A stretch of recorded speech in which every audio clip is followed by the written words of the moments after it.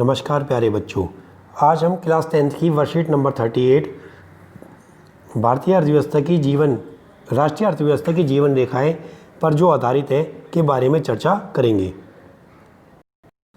प्यारे बच्चों, पिछली जो वर्कशीट थी, वर्कशीट नंबर 37, उसमें हमने यह जाना कि जो सड़क परिवहन है वह रेल परिवहन से कैसे ज़्यादा अच्छी है, लेकिन हम रेल परिवहन के महत्व को भी नहीं नकार सकते। रेल परिवहन वस्तु और यात्रियों के परिवहन का प्रमुख साधन है।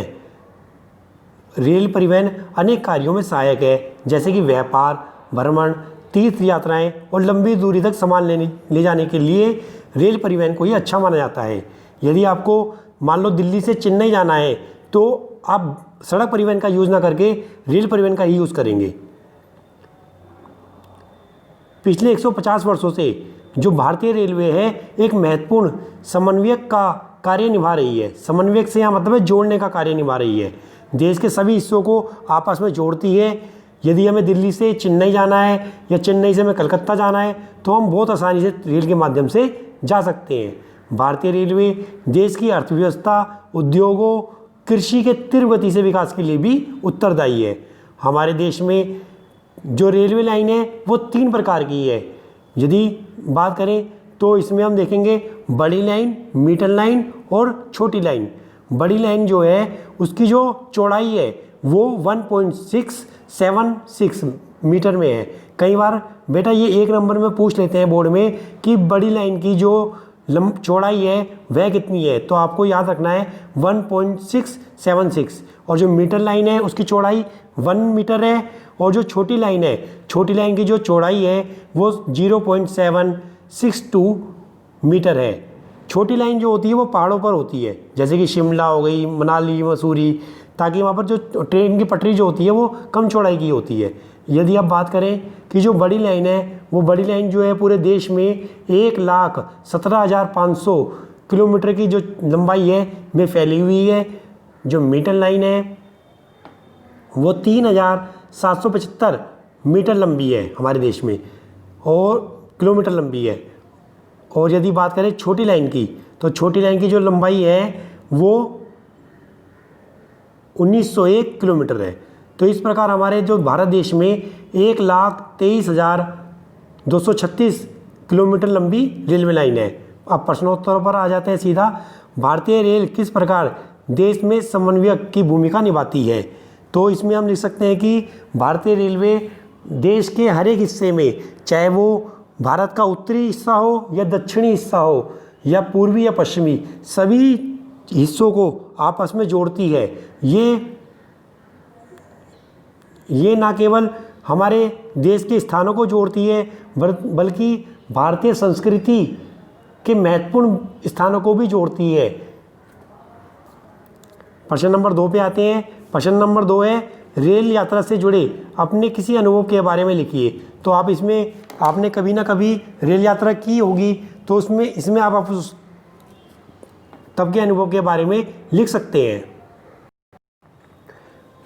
प्यारे बच्चों, हमारी जो सोशल साइंस है इसमें बहुत सारे जो टॉपिक हैं ऐसे हैं जो हमारे दैनिक जीवन से जुड़े हुए हैं, और परीक्षा में भी कई बार ऐसे ही क्वेश्चन आ जाते हैं। तो आपको अपनी अभिव्यक्ति व्यक्त करने के लिए लिखना आना जरूर चाहिए। तो आप इस क्वेश्चन को प्रश्न उत्तरों की तरह ना लिखकर अपने अनुभव को थोड़ा बड़ा करके लिखें, ताकि आपको लिखने की आदत हो जाए। प्रश्न नंबर 3 पर आते हैं हम। रेलवे किस प्रकार उद्योग और कृषि क्षेत्र में विकास को बढ़ावा देती है? तो आपको पता ही है कि रेलवे के द्वारा हम क्या करते हैं, जो उद्योग है, मान लो कि असम में चाय पत्ती की खेती की जाती है, तो पूरे देश में रेलवे के माध्यम से ही हम चाय पत्ती को इधर से उधर पहुंचाते हैं। या फिर जो दक्षिण भारत में मसालों का ज़्यादा व्यापार होता है, तो वो पूरे भारत में रेलवे के माध्यम से ही सभी स्थानों पर पहुंचता है। तो इस प्रकार आप इस क्वेश्चन को कर सकते हैं। प्रश्न नंबर 4, भारतीय रेल से संबंधित कुछ नई घटनाएं का जिक्र कीजिए, जैसे बुलेट ट्रेन। तो हम बुलेट ट्रेन के बारे में आपको बता दें कि भारत में बुलेट ट्रेन अभी तक नहीं है। जापान, चीन जैसे देशों में बुलेट ट्रेन चलती है, और बुलेट ट्रेन की जो स्पीड होती है वो 300 किलोमीटर प्रति घंटे की रफ्तार होती है। तो हमारे देश में बुलेट ट्रेन 2022 या 23 में चलने की पूरी संभावना है और बुलेट ट्रेन भारत के पहले 7 जगहों पर चलने की संभावना है। ये आप देख सकते हैं जो 7 रूटों पर बुलेट ट्रेन दौड़ेगी, तो दिल्ली से वाराणसी, वाराणसी से हावड़ा, दिल्ली से अहमदाबाद और फिर दिल्ली से अमृतसर, मुंबई से नागपुर, मुंबई से हैदराबाद और चेन्नई से मैसूर। इन 7 स्थानों पर जो है वो बुलेट ट्रेन दौड़ने की संभावना है 2022 या 23 में। प्रश्न नंबर 4 में आगे है रेलवे का निजीकरण। तो निजीकरण से आप मतलब समझते हैं सभी बच्चे कि प्राइवेटाइजेशन कर देना, मतलब जैसे भारतीय रेलवे है वो कुछ ट्रेनों को क्या कर रही है, प्राइवेट कर देगी। जैसे कि हमारे देश में तेजस एक ट्रेन है जिसको भारत सरकार ने प्राइवेट कंपनी को दे दिया है जो उसको चला रही है। तो प्राइवेट करने से क्या होगा कि उसके कई कारण हैं प्राइवेट करने के। भारतीय रेलवे में प्राइवेट करने के कई कारण हैं। एक तो जो भारतीय जो रेलवे है वो साल दर साल नुकसान का सामना करना पड़ रहा है, तो प्राइवेट कर देगी तो उसका सामना नहीं करना पड़ेगा। और एक जो बुनियादी ढांचे हैं, सेवाएं हैं, जैसे कि खान पीन की है या सीट की व्यवस्था है और टिकटिंग हो गई, खाना पीना हो गया, कोच रख रखाव, इन सब की सुविधाएं हमें प्राइवेटाइजेशन में, निजीकरण में मिल जाती है। तो क्या क्या लाभ हुए इसमें? तो इसमें लाभ हुए हमारे बेहतर बुनियादी ढांचा मिल जाएगा, गुणवत्ता और किराए के मध्य संतुलन हो जाएगा, दुर्घटना की संभावनाएं कम होगी और प्रतिस्पर्धा में वृद्धि होगी। मतलब कि यदि प्राइवेटाइजेशन हो जाएगा तो जब कंपटीशन होता है तो क्या होता है, अच्छी अच्छी ट्रेनें आती हैं, तो इससे क्या होगा, हमारे देश में अच्छी अच्छी ट्रेनें आपको देखने को मिलेंगी।